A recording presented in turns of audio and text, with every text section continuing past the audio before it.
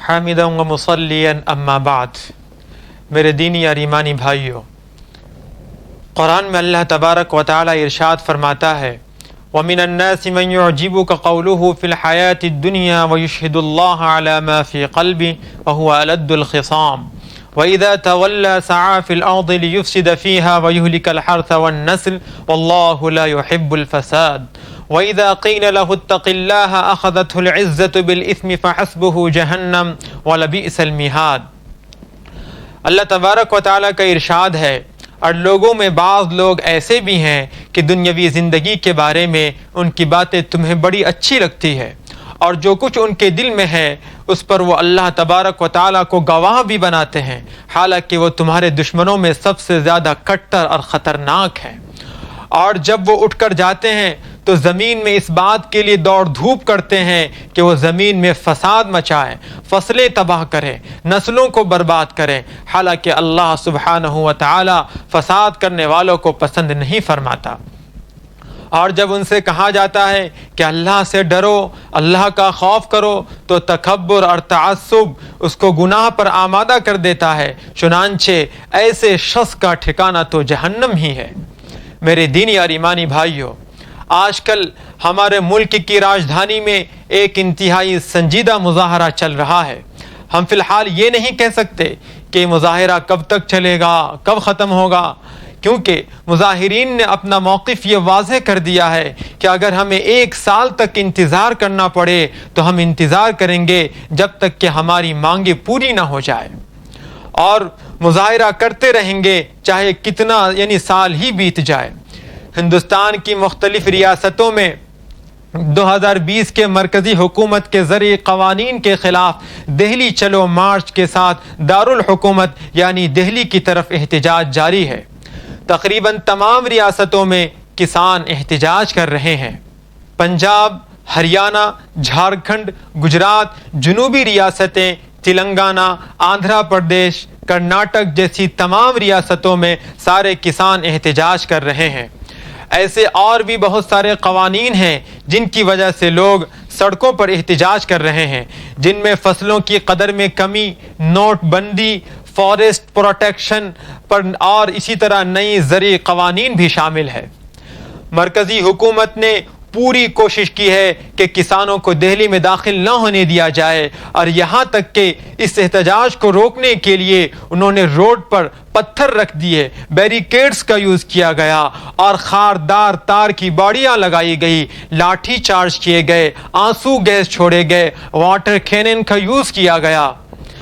سرکار کسانوں کو دہلی کی سرحدوں پر روکنے اور ان کے احتجاج کو دبانے کے لیے بارہا کوشش کر رہی ہے، لیکن یہ کسان ہیں کہ جو 1 انچ بھی پیچھے نہ ہٹنے کا پختہ عزم کر چکے ہیں.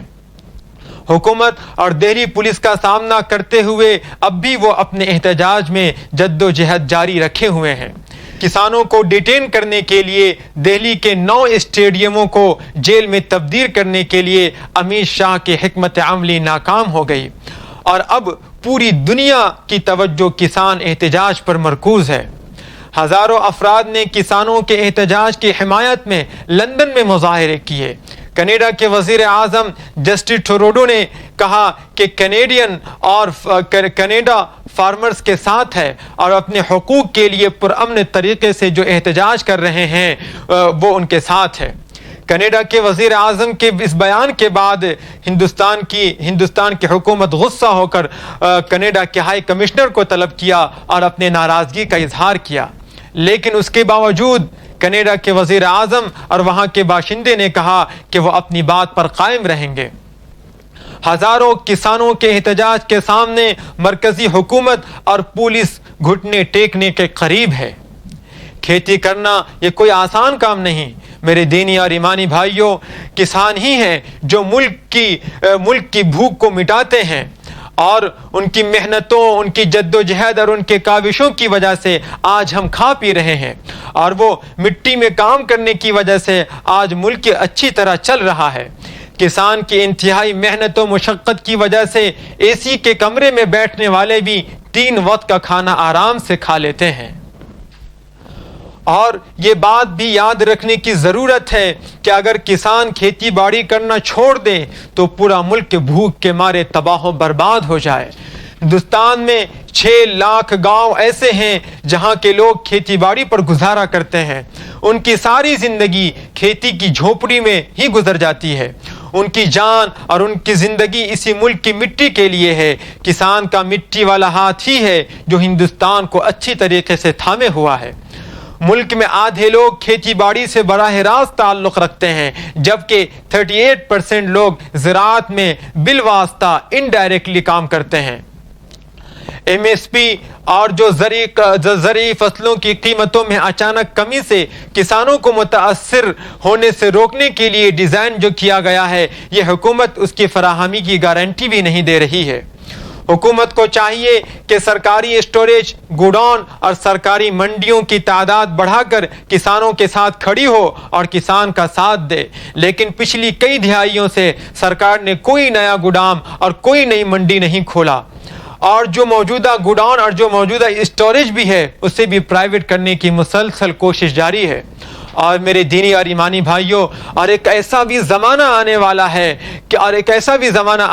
ہے کہ اب کھیت میں کیا بویا جائے گا، کھیت سے کیا اگے گا، یہ بھی ہمارے ملک کے سرمایہ دار اڈانی امبانی ہی طے کریں گے۔ وزیر اعظم نے کہا ہے کہ زرعی قوانین جو ابھی لایا گیا ہے یہ کسانوں کے حق میں ہے، اور لیکن یہ ہم آسانی سے سمجھ سکتے ہیں کہ ان سے مراد کون سے کسان ہیں۔ میرے دینی اور ایمانی بھائیوں، بی جے پی لیڈران کا یہ کہنا ہے کہ جو لوگ احتجاج کر رہے ہیں دراصل میں وہ کسان نہیں، اور ان کا ایسا بھی مذاق اڑایا جا رہا ہے کہ ارے یہ کسان انگریزی بول سکتے ہیں، انگریزی کیسے بول رہے ہیں، اور مسلسل مظاہرین کو دہشت گرد کے طور پر پیش کرنے کی کوشش کی جا رہی ہے، اور ثبوت کے طور پر یہ کہا جا رہا ہے کہ مساجد کے اندر سے کھانے کا تقسیم ہونا یہ بہت بڑی دلیل ہے۔ یو پی کے ایک نیتا نے یہ بھی کہا ہے کہ جو لوگ احتجاج کر رہے ہیں وہ دراصل رام مندر سے توجہ کو ہٹانے کے لیے، یعنی رام مندر کی جو تعمیر ہو رہی ہے اس سے توجہ کو ہٹانے کے لیے وہ یہ مظاہرین احتجاج کر رہے ہیں، حالانکہ اس سے قبل بھی ایسا الزام بارہا لگایا گیا ہے۔ اور مظاہرین پر یہ بھی الزام لگایا جا رہا ہے کہ ماویسٹ مظاہرین کی، یعنی احتجاج کرنے والوں کی، پروٹیسٹ کرنے والوں کی مدد کر رہے ہیں۔ آل انڈیا فارمرز کوارڈینیشن کمیٹی نے احتجاج کا انعقاد کیا تھا جو 20 سے زیادہ کسان تنظیموں پر مشتمل ہے۔ مرکزی حکومت مظاہرین کے درمیان پھوٹ ڈالنے کے لیے، مظاہرین کے درمیان تفرقہ پیدا کرنے کے لیے اور احتجاج کو ناکام بنانے کے لیے مستقل کوشش کر رہی ہے۔ ایسے وقت میں اپوزیشن کو چاہیے کہ کوئی ایسا کام ہرگز نہ کرے جس سے سرکار کو کوئی بہانہ مل جائے۔